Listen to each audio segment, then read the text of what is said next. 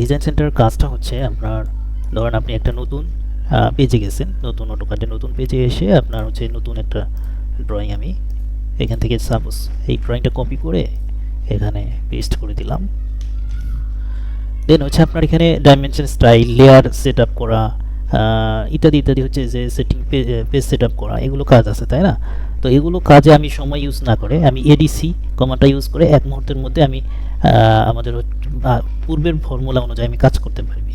তা সেটা কীভাবে? আপনার এডিসি দেখেন, এখানে প্রথমত ডাইমেনশন স্টাইলে যাই, এখানে এই যে স্ট্যান্ডার্ড, এটা ডিফল্ট, এটা ছাড়া আর অন্য কোনো সেটিংস নেই।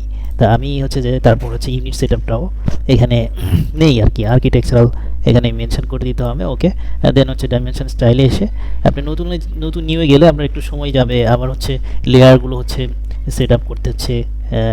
আচ্ছা, কোনো ঘটনাক্রমে এখানে লেয়ারগুলো কোনোভাবে চলে আসছে, বাট লেয়ারগুলো হচ্ছে যে খালি থাকারই সম্ভাবনা থাকে। সো দ্যাট আমি যদি চাই যে অল্প সময়ের মধ্যে আমি কাজ করবো, তাহলে এডিসি ইন্টার, দ্যাট মিনস এটা ডিজাইন সেন্টার, এবং যে আপনার ড্রয়িং থেকে ইয়ে করবেন, আপনার কী বলা হচ্ছে যে ব্লক, ডাইমেনশন, স্টাইল, লেয়ার ইত্যাদি ইত্যাদি নিয়ে আসবেন, সেখানে আপনার জাস্ট ডাবল ক্লিক করে দিতে হবে, বা হচ্ছে আপনার এই ওপেন থেকে যেতে হবে। যাওয়ার পর হচ্ছে আপনার সাপোজ হচ্ছে আমি এখানে ডাইমেনশন স্টাইল নিব, তো আমি ডাইমেনশন স্টাইলের উপরে হচ্ছে ডবল ক্লিক করে দিলাম। দেন হচ্ছে এই যে আমি কোনটা নিতে চাচ্ছি সেইটা, সাপোজ হচ্ছে আমি এই মামুন নামের যে স্টাইলটা আছে, আমি এই স্টাইলটা এখানে ড্রাগ করে নিয়ে চলে আসলাম।